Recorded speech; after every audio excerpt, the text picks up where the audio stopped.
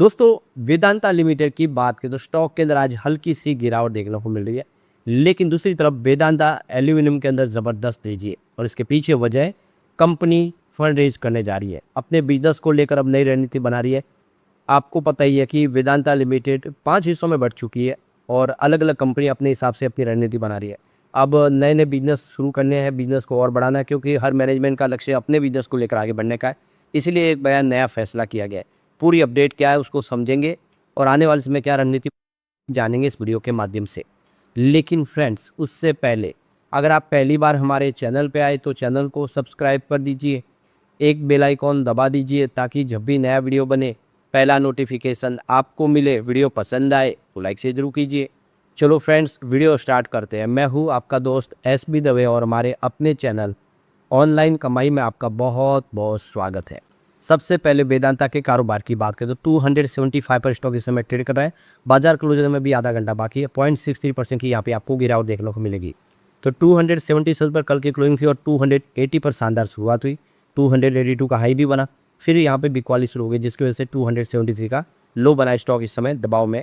पर यहाँ पे देख सकते हो कि स्टॉक इस समय आप देखिए अपने ऊपरी प्राइस से अभी भी नीचे 360 का बना हुआ है, यानी आगे बढ़ने की संभावना अभी भी बनी हुई है। अब वेदांता एल्यूमिनियम लिमिटेड की बात करें तो 482 पर स्टॉक ट्रेड कर रहा है। 3.17% की शानदार तेजी देखने को मिली है। स्टॉक अब फिर से तेजी से बढ़ना शुरू हो चुका है। तो 467 पर कल की क्लोजिंग की और 471 पर शानदार शुरुआत हुई और इंट्राडे में 487 तक चला गया।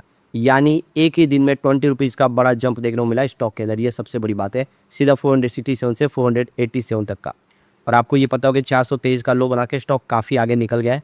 वैसे 537 का लिस्टिंग प्राइस था, स्टॉक अभी उससे नीचे, लेकिन जिस हिसाब से माहौल बना हुआ है अब यहाँ से आगे बढ़ने को तैयार हो चुका है। यहाँ पे जो बड़ी अपडेट निकल के आ रही है, वेदांता एल्यूमिनियम 13,500 रुपीज़ का फंड रेज करना चाहते हैं। तो पूरी अपडेट क्या है इसको अच्छे से समझते हैं।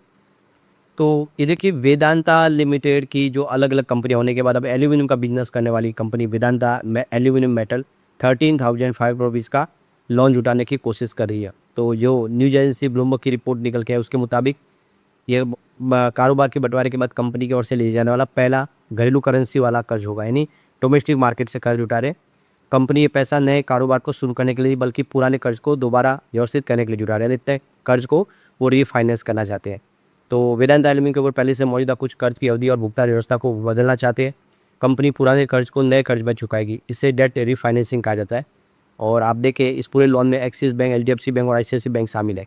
तो बैंक अब देखिए क्रेडिट रेटिंग इसकी सुधर गई, इस वजह से नया बैंक लोन देने को तैयार है। तो ये अपने पुराने लोन जिसकी देखिए इंटरेस्ट रेट ज़्यादा है उसको कम करेंगे रीफाइनेंस करके और समय भी नया मिल जाएगा इनको वापस। तो यहाँ पे देखिए जो निकले आ जानकारी, एक्सिस बैंक वेदांता एल्यूमिनियम को 5,500 रुपीज़ का लोन समझौता किया है। HDFC बैंक और ICICI बैंक मिलकर 8,000 रुपीज़ का कर्ज देने वाले हैं। 3 बैंक मिलकर यहाँ पे 13,500 करोड़ का कर्ज देंगे इनको। तो इन 3 बैंकों की कुल राशि 13,500 करोड़ है। बैंक इस लोन का कुछ हिस्सा दूसरे वित्तीय संस्थान और निवेशकों के बीच भी बांट सकते हैं, यानी इसमें हो सकता है कोई और भी शामिल हो जाए। तो सिंडिकेट लोन में एक बैंक होते हैं वो मुख्य भूमिका में रहते हैं, दूसरे बैंक भी उसी लोन में अपना पैसा लगाते हैं। इस मामले में एक्सिस बैंक लोन को आगे बढ़ाने और दूसरे संस्थानों को जोड़ने की अहम भूमिका निभा रहा है। तो एक मुख्य बैंक के तौर पे यहाँ पे एक्सिस बैंक है। तो आप देखें अगर किसी बड़े कारोबारी को बड़ी रकम चाहिए तो वो केवल एक बैंक से पैसा लेने के बजाय कई बैंकों को मिलकर लोन लेता है। इससे जोखिम अलग अलग बैंकों में बढ़ जाता है, यानी एक बैंक का रिस्क नहीं होता है यहाँ पे। तो वेदांता एल्यूमिनियम को मिलने वाले इस लोन की अवधि करीब 6 से 7 साल के बीच होगी, यानी 6 से 7 साल राहत मिल जाएगी कंपनी को। तो मतलब ये है कि कंपनी को तुरंत अगले 2 साल में पैसा वापस नहीं करना पड़ेगा, यानी 1 से 2 साल में कोई पैसा देने की जरूरत, 6-7 साल बड़ी रकम हो जाती है। आराम से वो समय के साथ भुगतान कर सकते हैं। इस लोन पर ब्याज दर भी 7.9 से लेकर 8% के बीच रहने की बात कही गई है, यानी बहुत ही रिजनेबल प्राइस पे लोन भी मिल रहा है। कर्ज की ब्याज दर किसी भी कंपनी के लिए महत्वपूर्ण होती है। अगर ब्याज दर कम हो वो कंपनी के मुनाफे में दबाव कम रहता है, वही ब्याज दर ज़्यादा होने पे कंपनी का जो बड़ा हिस्सा है वो ब्याज चुकाने में चला जाता है। तो ये सबसे बड़ी इनकी जीत है कि इनको काफ़ी कम इंटरेस्ट रेट पे ब्याज के ऊपर लोन मिल रहा है। तो वेदांता एल्यूमिनियम के लिए 7.9 से लेकर 8% की ब्याज दर पर कर्ज जुड़ाना इसलिए महत्वपूर्ण है क्योंकि इससे उसे पुराने कर्ज की तुलना बेहतर भुगतान व्यवस्था मिल सकती है। हालांकि ये साफ नहीं है कि पुराने कर्ज पर ब्याज दर कितनी थी, इसलिए ये कहना जल्दबाजी हो गई। कंपनी को कुल ब्याज खर्च कितना कम होगा, तो कंपनी इस रकम का इस्तेमाल पुराने कर्ज को चुकाने के लिए करेगी। मतलब वेदांता एल्यूमिनियम पर जो कुल कर्ज है वो खत्म नहीं होगा, कंपनी पुराने कर्ज की जगह पे नया कर्ज ले रही है। लेकिन रीफाइनेंसिंग से बहुत सारे फ़ायदे होते हैं। उसे कर्ज चुकाने के लिए ज़्यादा समय मिल जाता है। अब पुराने रिफाइनेंस किए वो लोन होंगे तो अब जैसे मेजोरिटी भी हायर हो गई 1 या 2 साल में, इनको फिर से 6 से 7 साल का समय मिल रहा है, नहीं कम से कम 5 साल उनको एक्स्ट्रा मिल रहा है। भुगतान की तारीखों में बेहतर तरीके से व्यवस्थित भी वो कर सकते हैं। उनको जिस हिसाब से सूट है उस हिसाब से अब उसकी भुगतान की तारीख सेट कर सकते हैं। ब्याज दर में वापस नई राहत मिल जाएगी। पहले इन्होंने अगर ज़्यादा ब्याज में पैसे लिए हो तो अब क्रेडिट रेटिंग सुधार की वजह से इनको कम ब्याज पे लोन मिल रहा है, तो ब्याज में भी फ़ायदा हो जाएगा। तो यहाँ में किसी व्यक्ति पर कई छोटे-छोटे बड़े कर्ज है, तो हर महीने अलग-अलग तारीखों को भुगतान करना रहता पड़ता है। ये बड़ा एक लंबा प्रोसेस होता है, हर बार परेशानी रहती है। तो एक बड़ा कर्ज लेके उन सारे पुराने भुगतान को चुकाने के बाद में टेंशन फ्री हो सकते हैं। तो आप देखिए, तो ये आप वेदांत में अपने पुराने कर्ज को एक नई लंबी जो अवधि की व्यवस्था है उसमें बदलने की तैयारी कर रहे हैं। तो डीमर्जर के बाद ये पहली बार आप देखें तो अब कंपनी डोमेस्टिक बाज़ार से फंड उठा रही है। Company aluminium, power, oil, gas, iron जैसे अलग-अलग कारोबार में बढ़ चुकी है। तो 5 अलग-अलग कंपनियाँ बाज़ार में लिस्ट हो चुकी है। अब यहाँ पे कंपनी नई शुरुआत कर रही है, अपना नया एक फंड के माध्यम से लोन ले रही है। पहले की अगर बात देखें तो सारे बिज़नेस एक साथ जुड़े हुए थे, इसलिए कर्ज और नकदी की तस्वीर समझना भी मुश्किल था। बैंक भी लोन लेने से पहले उनको बड़ी प्रॉब्लम होती थी कि बिज़नेस कौन-सा कैसा अच्छा है, किस कंपनी कितना फ़ायदा करेगी। लेकिन अब पिक्चर क्लियर है, उनको वेदांता एल्यूमीनियम को लोन देना है, तो उसका बिज़नेस मॉडल देख के वो लोन देंगे। और आप देख ही सकते हो कि ऑलरेडी वेदांता एल्यूमीनियम सबसे शानदार स्टॉक गिना जा रहा है इन 5 कंपनियों में।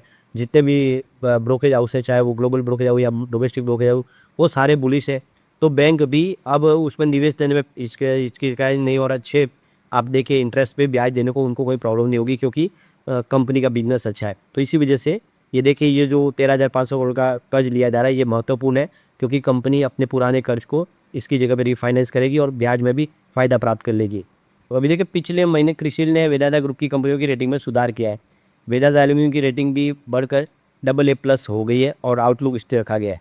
क्रिसिल रेटिंग S&P ग्लोबल की भारतीय इकाई है और क्रेडिट रेटिंग ये बताती है कि किसी कंपनी के कर्ज को चुकाने की क्षमता किस हिसाब से है। तो AA की रेटिंग मिलना ये बात का सबूत है कि वो अपना कर्ज आराम से चुका सकते हैं।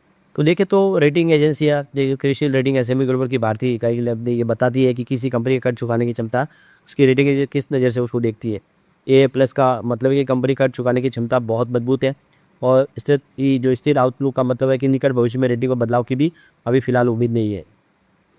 तो आईसीआईसीआई सिक्योरिटीज ने पिछले महीने अनुमान लगाया था कि वेदांता एल्यूमीनियम का जो नेट डेट है वो फाइनेंस 2028 तक 10,000 करोड़ से नीचे आ सकता है।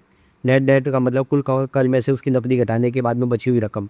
तो कंपनी को आने वाले समय कर्ज और धीरे धीरे कम किया करने की संभावना बढ़ रही है, क्योंकि बिजनेस बढ़ रहा है।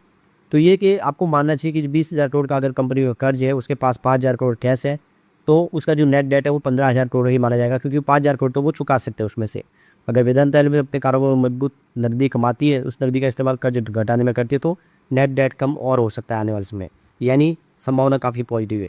अब सवाल निकल के आता है कि शेयरधारकों और निवेशकों के इसके क्या मायने हैं। तो वेदांता एल्यूमीनियम के शेयरधारकों के लिए ये लोन एक पॉजिटिव और सावधानी वाला दोनों तरफ का संकेत दिखा रहा है। पॉजिटिव बात यह है कि 3 बड़ी बैंक कंपनी को 13,500 करोड़ रुपये का लोन देने के लिए तैयार है। इससे कंपनी को पुराने कर्ज को लंबी अवधि में बदलने का मौका मिलेगा। कंपनी की रेटिंग A+ तक पहुंची है, ये उसकी कर्ज छुपाने की क्षमता बाजार में भरोसे को दिखाती है, यानी एक बड़ा पॉजिटिव पॉइंट है कि कंपनी की स्थिति मजबूत हुई है। दूसरा पहलू देखें तो ये समझना जरूरी है कि कंपनी ने नया कर्ज लिया, पुराना कर्ज चुकाने के लिए नया कर्ज लिया जा रहा है, इसलिए कुल कर्ज तुरंत अभी खत्म नहीं होगा, ये कर्ज और लंबा चलेगा। आगे कंपनी के लिए सबसे महत्वपूर्ण बात ये होगी कि अपने एल्यूमीनियम कारोबार से पर्याप्त कैश कमाए और ब्याज और मूलधन का भुगतान समय पर करे, तो नेट डेट को घटाया जा सकता है। तो आने वाले समय स्थिति यहाँ पे बदलती हुई दिखाई दे सकती है। लेकिन फ्रेंड्स, कोई भी इन्वेस्टमेंट करने से पहले अपने फाइनेंशियल एडवाइजर से एडवाइस ले ले या अपना खुद का रिसर्च करें, क्योंकि मैंने वीडियो आपके एजुकेशनल पर्पज़ के लिए ही बनाया। वीडियो पसंद आए तो लाइक से जरूर कीजिए और चैनल को सब्सक्राइब कर दीजिए। Thank you friends.